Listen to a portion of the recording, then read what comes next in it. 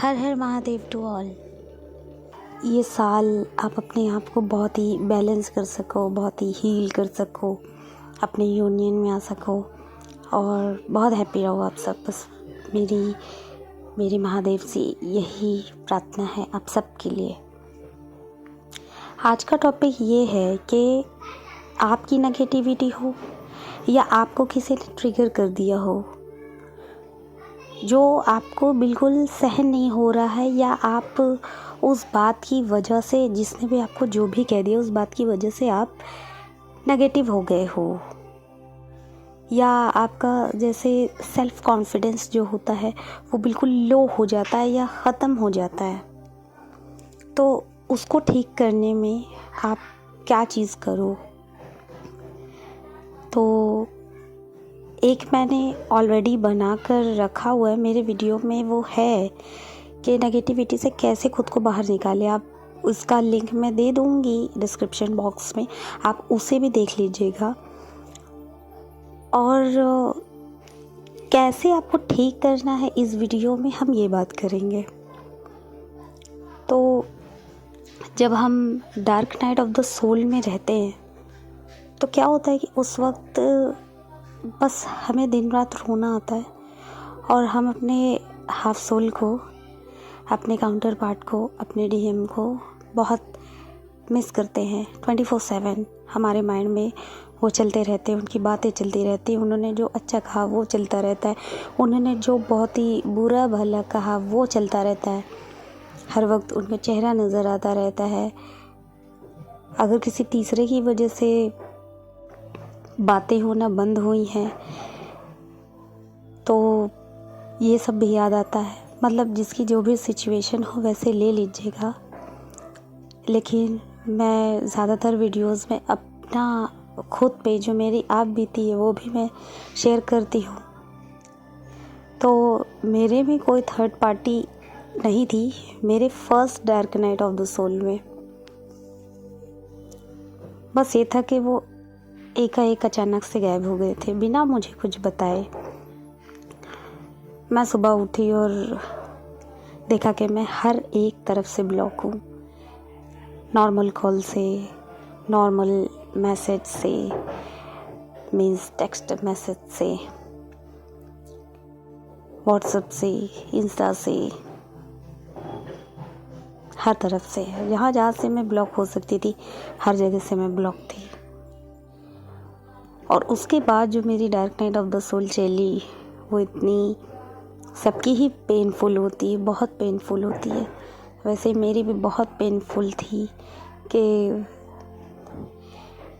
ना मैं खाना खा पाती थी, ना कुछ करने का मन करता था, बस दिन रात रोती रहती थी, बस उनके ही बारे में सोचती रहती थी हर वक्त। इस फेज से हर कोई गुजरता है जो इस जर्नी में है।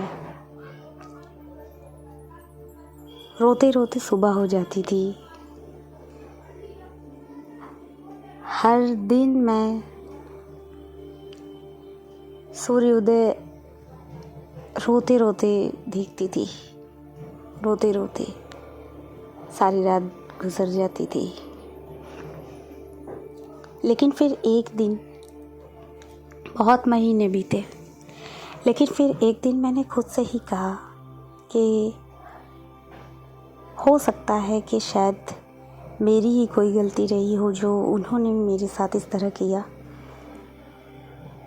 पर तू रो क्यों रही है। मैंने अपनी पिछली ही वीडियो में कहा था कि उस time dark night of the soul के टाइम सिर्फ हम अपने साथ होते हैं, हमारी सोल मीन्स हमारे साथ होती है और हमारा प्रभु हमारे साथ होता है, बस, और कोई नहीं। हम किसी से कुछ कह नहीं सकते, हम किसी को कुछ बता नहीं सकते। अगर हम किसी को कुछ इस जर्नी के बारे में बताएं तो वो इस बात को समझ नहीं सकते, या समझ भी जाएं तो उस गहराई से नहीं समझ सकते जो इस जर्नी की गहराई है, जो फीलिंग है, जो इतनी डीप फीलिंग है, वो नहीं समझ सकता कोई। तो एक दिन, बहुत महीने सब गुजर चुके थे, एक दिन मैंने खुद से कहा कि पूजा, ये क्या है। तू क्यों रोती रहती है? क्यों इतने दिन से रोते रोते सारी रात बिताती है? क्या तेरे पास कुछ करने को नहीं? क्या अगर सिर्फ अपने डीएम को ही याद कर करके मैं रोती रहूं तो क्या वो वापस आ जाएंगे मेरे पास? या क्या वो मुझे मैसेज कर देंगे? या क्या वो मुझसे चैट करने लगेंगे? या क्या वो मुझे कॉल कर देंगे? या क्या वो मुझे मिलने बुला लेंगे? या क्या वो मुझसे मिलने आ जाएंगे? तब मुझे लगा कि मैं क्या कर रही हूँ। क्या मैं इतनी कमज़ोर हूँ कि मैं बस रोती ही रहूँ? अगर उन्हें मेरे साथ नहीं अच्छा लग रहा है तो क्या मैं बस रोती ही रहूं? तब मैंने ये सोचा कि हाँ, मुझे उनसे प्यार है, मुझे उनसे बहुत प्यार है, लेकिन इसका मतलब ये नहीं कि मैं दिन रात बस उन्हें याद करके देवदास बन के बस रोती रहूं या अपनी लाइफ को इसी तरीके से आगे कंटिन्यू करती रहूं। तब मैंने अपने आप से सवाल करना शुरू किया। तब मैं स्पिरिचुअल नहीं हो पाई थी। ये तब की बात मैं बता रही हूँ कि dark night of the soul चल रही थी और उस वक्त मैंने बस क्वेश्चंस के आंसर्स को तलाशना शुरू किया था। आप सबसे पहले खुद से बातें करते हैं, खुद से सवाल करते हैं, फिर खुद उसका जवाब ढूंढते हैं। उसका जवाब अगर सही से नहीं मिल पाता है तो गूगल पे देखते हैं, यूट्यूब पे देखते हैं, मीन्स के ऑनलाइन हम सर्च करने में लग जाते हैं, क्योंकि ये बात हम किसी से बता नहीं सकते, किसी से कुछ पूछ नहीं सकते। तो हम सोशल मीडिया पे या ऑनलाइन चीज़ें देखना स्टार्ट करते कि कहाँ से हमारे ही क्वेश्चन के जवाब हमें मिले और इस चीज़ से हम कैसे बाहर निकल पाएँ, इस चीज़ को हम कैसे बैलेंस कर पाएँ, हम ये सोचने लगते हैं। और तब फिर हम प्रभु के शरण में पहुंच जाते हैं। तो मेरे साथ क्या हुआ कि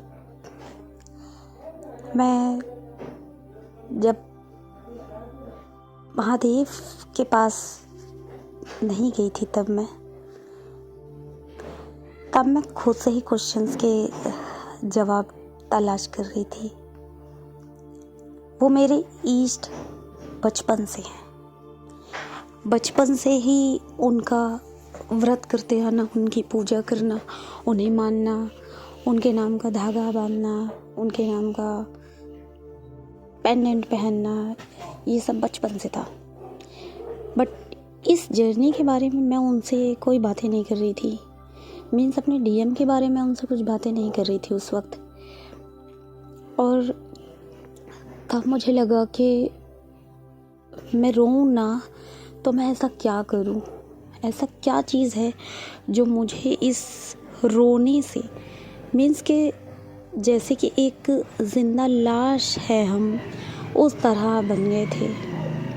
तो हम यही सोच रहे थे कि वापस से अपने अंदर एक आत्मा को कैसे डालें। और जब मैंने ये सोचना शुरू किया कि मैं वापस से कैसे ठीक करूं अपने आप को, इतनी तकलीफ़ों से, इतनी पीड़ा से खुद को कैसे बाहर निकालूं, तब मुझे मेरे प्रभु याद आए, मेरे महादेव मुझे याद आए कि मैं अपनी तकलीफ़ें जब मैं किसी से नहीं कह सकती हूँ तो मैं किससे कह सकती हूँ? किसको बताऊँ अपनी पीड़ा, जो मेरी पीड़ा को समझ सके, जो मेरे दुख दर्द को समझ सके, हमें उनसे कितना प्यार है वो समझ सकें। वो हमें हर जगह से ब्लॉक कर चुके हैं या एक तरह से वो मेरे जीवन से ही जा चुके हैं, क्योंकि उस वक्त यही लगता है कि पता नहीं हमारी कभी बात भी होगी या नहीं, वो कभी भी आएंगे या नहीं, वो कभी भी ये पूछेंगे या नहीं कि कैसी हो तुम, कि तुम इतने दिन मेरे बिना कैसे थी। कुछ नहीं पता होता उस वक्त। तो जो मेरी इस पीड़ा को जान सके कि जिन्हें हम पूरी दुनिया में सबसे ज़्यादा प्यार करते हैं, खुद से भी ज़्यादा, वो नहीं है लाइफ में तो उस दर्द को हम किससे बयां करें। और तब मुझे मेरे महादेव याद आए, जिन्हें मैं अपना पिता बोलती हूँ, अपना पिता समझती हूँ। आज मैं आप सबको बताना चाहूँगी कि मेरे पापा अब नहीं हैं। 1 साल से थोड़ा सा ज़्यादा हो चुका है उन्हें इस दुनिया से गए हुए। तो पहले ही मैं महादेव को एज अ फादर मानती थी, और पापा के जाने के बाद तो वो ही है मेरे पिता, जिन्हें हम अपने दिल की हर बात कह सकते हैं, बिना कुछ सोचे, बिना डरे, निसंकोच मतलब। तो फिर मुझे एक चैंट मिला। चैंट मीन्स के एक मंत्र को बार बार दोहराना। तो ओम नमः शिवाय सबसे सिंपल और बहुत ही ताकतवर मंत्र है। मुझे ये मंत्र मिला, और या मैंने ही उस वक्त सोचा कि मैं किससे अपनी बातें करूं, तो मुझे सिर्फ और सिर्फ मेरे महादेव नज़र आए। तो मैंने यही सोचा कि क्यों ना मैं उनकी ही भक्ति में लग जाऊं और इस पीड़ा से, इस दर्द से, इस तकलीफ़ से बाहर निकल पाऊं और उनसे अपनी बातें शेयर करूं, अपना दिल हल्का कर सकूं, जो मेरे अंदर भर चुका है इतने दिन में, इतनी रातें, इतने दिन जो मैंने उनके बिना बिताए हैं। उन्हें याद कर कर के अपने अंदर जो इतना दर्द इकट्ठा कर लिया है, उसे मैं किसके सामने उस दर्द को बिल्कुल खोल के रख दूं। दिल में जितना दर्द है वो दिल किसके सामने खोल के रखूं। तो मुझे मेरे महादेव दिखे, और फिर मैंने सर्च करना स्टार्ट किया कि कौन सा मंत्र मैं करूं जो मैं अपने आप को इस पीड़ा से बाहर निकाल सकूं, इस रोने धोने से बाहर निकाल सकूं, जो मैं जिंदा लाश की तरह पड़ी रहती हूँ दिन रात उनकी याद में। इससे कैसे मैं बाहर निकलूं?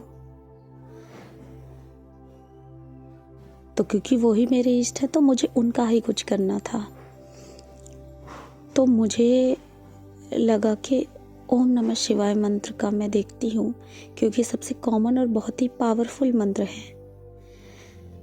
तो मैंने सर्चिंग स्टार्ट की यूट्यूब पर, और फिर मुझे वहाँ से एक चैंटिंग मिल भी गई ओम नमः शिवाय की, और कई चैंटिंग्स मैंने डाउनलोड की कि देखो कि मैं खुद को या अपनी आत्मा को किस में अच्छे से ढाल पा रही हूँ।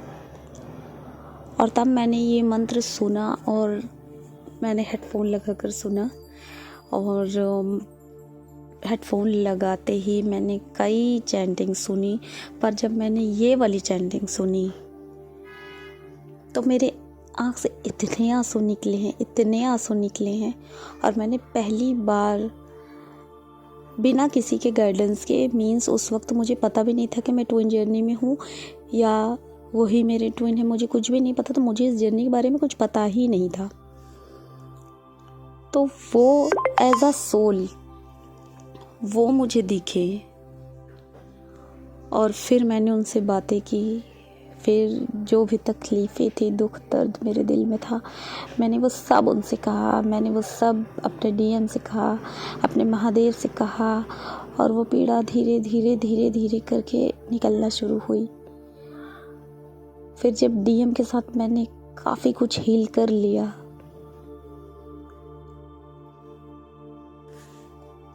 उसके पहले ही वो वापस आ गए थे, लेकिन तब भी मैं हील करती थी इसी चैंटिंग पर। उसके बाद मैंने और लोगों के साथ भी हीलिंग स्टार्ट की इसी चैंटिंग पर, जिन्होंने मुझे ऐसी तकलीफ़ें दी थी जो मेरे दिल में घर कर गई थी। इसी से मैं अपनी किसी भी वीडियो में हीलिंग की बात करती हूँ तो यही कहती हूँ कि उसे जड़ से सही करिए। आप उस चीज़ को आप सुनो, आपको तकलीफ़ हो और फिर एक कान से आपने सुना, एक कान से निकाल दिया, मीन्स आपने इग्नोर कर दिया, या आपने अपने अंदर ही उसको रखे हैं आप सहेज कर, संजो कर उस तकलीफ़ को, तो वो हमेशा आपके अंदर पड़ा ही रहेगा। आप कितने भी साल के हो जाओ, वो बचपन की चीज़ें क्यों ना हो, वो आपके अंदर घर कर चुकी हुई पड़ी रहती हैं किसी कोने में, क्योंकि आप भरते जा रहे हो, आप हील नहीं कर रहे हो, तो मीन्स कि दर्द वाली चीज़ें आप भरते जा रहे हो अपने अंदर, आप निकाल नहीं रहे हो।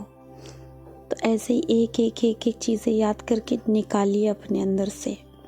ये होता है कि जड़ से ठीक करना खुद को, और इसी सब चीज़ों को कहा जाता है इनर वर्क। तो अब मैंने ये सोचा है कि मैं इनर वर्क का बीच बीच में जल्दी डालूँ। मैं डालती हूँ बीच बीच में, पर काफ़ी टाइम हो जाता है, पर अब मैं सोच रही हूँ थोड़ा जल्दी डालूँ इनर वर्क के बारे में। तो ये वीडियो मैं इसीलिए बना रही हूँ कि जिनका भी सेपरेशन चल रहा है, या अपनी ही नेगेटिविटी से वो जूझ रहे हैं, सफ़र कर रहे हैं, या किसी और की नेगेटिविटी से वो सफ़र कर रहे हैं, अपने अंदर तकलीफ़ें बसा के बैठे हुए, तो वो इस चैंटिंग को सुने। इसका लिंक मैं डिस्क्रिप्शन बॉक्स में दे दूँगी, और नेगेटिविटी से बाहर कैसे निकले जो मैंने और भी वीडियो बनाए हैं उसका भी लिंक मैं आपको दे दूँगी। तो आप इसे प्ले करिए और अपने डीएम के साथ जो भी तकलीफ़ें हैं उसे हील करिए, या किसी और के साथ जो तकलीफ़ें हैं उसे हील करिए। और आप सच में नोटिस करिएगा, आप आँख बंद करके एज अ सोल लेवल पे माफ़ी मांगिएगा और माफ़ करिएगा, तब आप देखिएगा कि कितने आंसू आपके निकलेंगे। आपके अंदर जितना दर्द भरा पड़ा है वो कैसे निकलेगा। और बस अपनी पीड़ा को अपने अंदर से निकालते जाइए, अपने आप को इनर वर्क में डालते जाइए, अपने आप को प्योर सोल बनाते जाइए। पर मैं ये भी कहना चाहूँगी कि भले ही वो डीएम हो या कोई और हो, कोई भी हो, आप अपनी सेल्फ रेस्पेक्ट को ज़रूर सबसे पहले रखिए। और जहाँ आपके हक की बात है वहाँ अपना हक आप लीजिए ही लीजिए, वो चाहे आपके डीएम हो या कोई भी हो।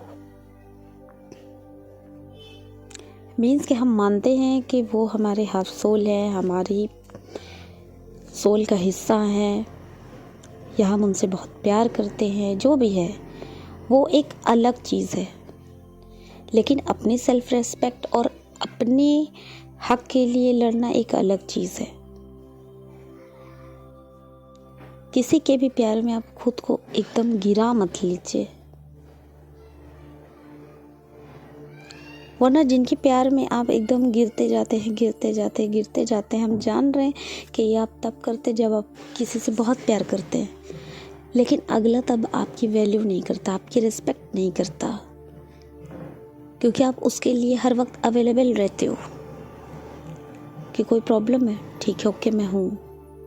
तुमने ऐसा कह दिया, ठीक है, एक कान से सुन के मैंने निकाल दिया, ओके, तुम भगते रहो मुझको, मैं सब सह लूँगी, सब करती रहूँगी, तो ये गलत है। मैं जल्दी इनोवा की सीरीज़ आप लोगों के सामने लाती रहूँगी,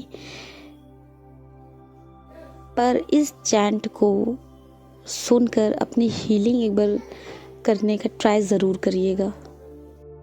आप सबसे मेरी रिक्वेस्ट है कि एक वीडियो मैंने डाला हुआ है ऑलरेडी पिछले शिवरात्रि में, कि मुझे ऐसा लगता है कि स्वयं मुझसे महादेव मिलने आए थे, स्वयं उन्होंने मेरी इच्छा पूरी की। तो मेरी विनती है आप लोगों से कि वो मेरा वीडियो आप लोग ज़रूर सुनिएगा। मुझे नहीं पता वो थे या नहीं थे, पर मुझे लगा कि वो ही थे। उसका लिंक मैं डिस्क्रिप्शन बॉक्स में दे दूँगी। प्लीज़ आप सबसे मेरी विनती है कि उसे सुनिएगा ज़रूर। मुझे बहुत अच्छा लगेगा अगर आप लोग सुन लेंगे तो। मेरी नेक्स्ट वीडियो आने तक के लिए आप सबको हर हर महादेव।